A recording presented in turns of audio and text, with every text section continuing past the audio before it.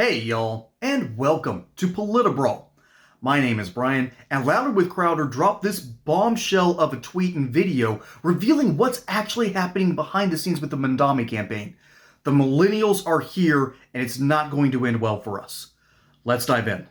Hey, tonight is the New York City mayoral debate featuring Mamdani, and I want you to watch the following clips and understand that Robert Akla is a political consultant. He has been for 14 years. He's currently a citywide canvas director for Mamdani's campaign and spent some time with Mug Club Undercover. Maybe someone at the debate could ask Mamdani if he will, in fact, demand that the NYPD block ICE from doing their job, orchestrating an armed standoff. Anything else you want to know? Watch these clips. Like 4 of the people that I worked with on AOC's campaign are actually on Zohran's campaign. And then a couple of the people that I worked with Jamal Bowman's campaign are actually on Zohran's campaign. It's not like this just came out of nowhere. Like, not at all. Like, this has been a coordinated, organizing effort for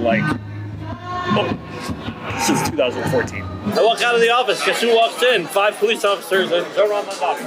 Why was there 5 police officers with them? You know, we're protecting our big dog. So what if Mamdani wins, will he be able to stop ICE from coming in here and taking our undocumented citizens? Make it harder for them, but the only thing he can do is stop the NYPD from helping them. He would have control over the NYPD afterwards, he can go to the NYPD and be like, do not let them into the courthouses. And what would they say? Well, ICE wouldn't be able to go in. What did the police think about Zohran? Because I know that's a little contentious. This is what they think. You're a city employee. You get told what to do. Shut up. When did you get an opinion? You don't have a political opinion. You're nonpartisan. That's the way it should be. I can't believe this is happening. It's happening, folks. They're here. The communists are in full force. They're here. It's taken them 60 years, arguably 70, after we kicked them out back in the 1940s. They're back. They're back, and we're going to have to deal with this, aren't we? Let's just let this guy keep talking and see how deep this rot goes. That is the worst thing they ever did, the cops. They went out there and they said, we endorse Trump. So they have a lot of, say in the campaign, the DSA? They were the big endorsee, and they're the backbone of the campaign. Democratic Socialists of America. Those kids. What about them? They are a different level of, they're going to change the whole country. No, the DNC doesn't really have a lot of power here. I worry more about Hochul. Okay. Your state. Yeah, what is she going to do? She's the one that has all the money. You go to Hochul, you tell her I have 60,000 volunteers, and I'm going to say you're the reason that we're not getting this done. You're up for election next year. Well, guess what? You're going to have a primary opponent, and I'm going to tell my 60,000 volunteers to just beat Cuomo and all their money to go work for your opponent. That's how it works. So Hochul endorsed Mamdani. She got the word, She found out. She done found out that we're the Democrat. Wow. Took them off. Yeah, how did we get her to bend the knee? We talked. We reached out. They talked. More importantly, it's not so much hopeful. We got the leader of the Democratic Assembly to pretty much endorse our platform. So let me get this straight. They're going to come after the NYPD, which, by the way, I'm clearly a Southern boy here, all right? Got my Atlanta ties, my Brave stuff, Coca-Cola, all right? I'm no Yankee, but they're mad that the NYPD went for Trump, and now they have figured out that if they capture, not the DNC, but if they capture major political players like Kathy Hochul, which, by the way, thanks to Halloween season, I am pretty sure Kathy Hochul has ancestors that tried to eat Hansel and Gretel. She looks like a witch.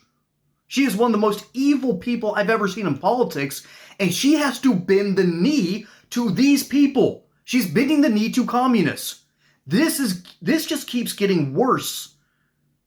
So let's keep diving in. He's the only candidate that wants to arrest Benjamin Netanyahu. Who what? that wants to arrest Netanyahu if he comes to New York. We go to the mosques. We organize the mosques. We get the imams to tell people, go vote. We get Zohran to go there and talk to them. That's how we do it. That's how you do it. We go to 100 of them in a week. 100 mosques. And we get young lesbian white women to go and give out flyers at a mosque. So good. Yeah. I was like, all right. Nobody has more to lose than the transsexual, lesbian, young community. If this guy doesn't get elected. What do you mean? If he gets trounced by Cuomo here in general, they'll never let a guy like him win again. It'll be like, look, you see, you didn't win. Nobody wants these young progressives. So they lost again. Yeah. That's what they say. Yeah. They lost again. That's the play, isn't it? That's the play. They know that this is the last stand of the progressive tide. But at the same time, I'm thinking, oh no, it's much, much worse. It's much, much worse. This is not the high tide of the movement. This is low tide this is the end of low tide. They think they're on the outside when they don't realize they've already won in certain key demographics. And they're unlocking a major part of their own voter base. I don't think we realize how far they've made connections here. And it's going to get much, much worse. This rabbit hole keeps on getting crazier, y'all. Arts, museums, art centers, cultural stuff that really makes the city what it is. You think that regular people paid for that? No. Billionaires actually used their own money to help people back in the day, like Carnegie built Carnegie Hall. That's why they built the subways. So they can make more money. But now that they've made they're making so much money without having to build anything, why build anything for anybody? And then they also don't understand why everybody hates them. So, or why they lose elections now, and why they can't control the narrative anymore, or why somebody gets popped in the back of the head in Midtown. You're not treating people fairly. This isn't about fairness. What are you're not talking about fairness. You mean to tell me that the billionaires who basically built all the infrastructure without tax incentives before the 1950s, before the 1960s, well, you bring that up, why? Because there is a kernel of truth in the great lie that is liberalism, leftism, and Marxism. Back in the 50s and even into part of the 60s, there was an extremely high income tax rate on the top earners. And when I say top earners, I'm talking about the elite of the elite, the 1% of the 1%. And they use this as this bold talking point. And we don't do that anymore because we found out that it's actually not helpful to the tax base or the economy. And then he's wondering why billionaires don't give back. What is there to give back anymore? If you live in New York City, your infrastructure works. Your infrastructure has been set up in a way where it's going to run smoothly for another, 30 years? The problem you have is you've been inviting far too many people in that area and expecting the infrastructure to hold. This is a Cloward and Piven strategy. That was a strategy that was proposed back in the 60s. You flood the zone, the cities, with people that the infrastructure can contain anymore. You keep flooding the cities with people, and then when they finally go, wait a minute, something's not working, they'll vote for the very same people who are saying, hey, we might have invited y'all here, but there's a problem. We can help fix it. Even in their actions, even in their thoughts, leftists have one goal: undermine, corrupt, and destroy. It's all the same thing. It all goes in the same direction. The good news is I do know some good leftists, some actually based individuals who do care about protecting people. But when you have comments like this that, yeah, we can manipulate people in these neighborhoods, we can manipulate lesbian white women, we can manipulate... Do you see the common threads? And they're here. They're here. The millennials have been raised to buy into this nonsense. And they are now running campaigns. They are now in positions of power. Mamdani, a millennial, is now running for office and will likely win in the most important city in the world. Which, by the way, for a Southern boy to admit that New York City is the most important city in the world and it's about to be taken over by a Muslim communist.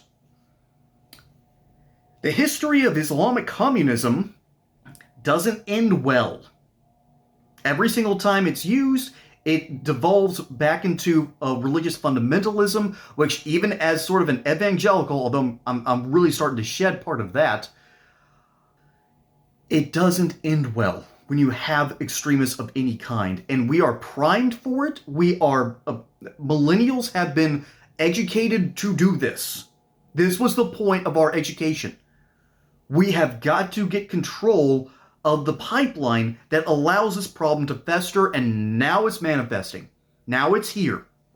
We have got to shut off the pipeline, starting with education, and then we've got to shun these leftists. Democrats have failed to do so.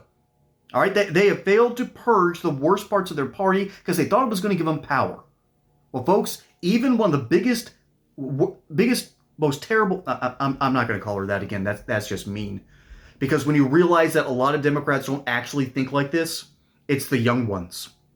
The older Democrats think that they're doing the right thing. They think they're keeping the system together. No, they have enabled a whole lot worse, and now they're realizing that they've created Frankenstein's monster, and it's our best interest to help them fight this.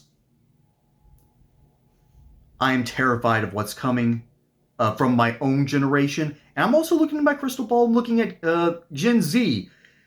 It isn't good because the best people who fight commies, guess which way they go?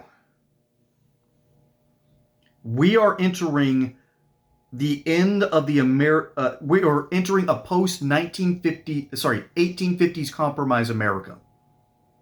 And we've got the fire eaters of the Southern Rebellion quite literally, once again, taking control of the Democrat Party. And I hope we all take heed of this. But let me know what you think down in the comments below. My name is Brian. Hope you enjoyed that segment here on PolitiBrawl. Don't forget to like and subscribe. Catch you on the next one. Until then, y'all have a good one.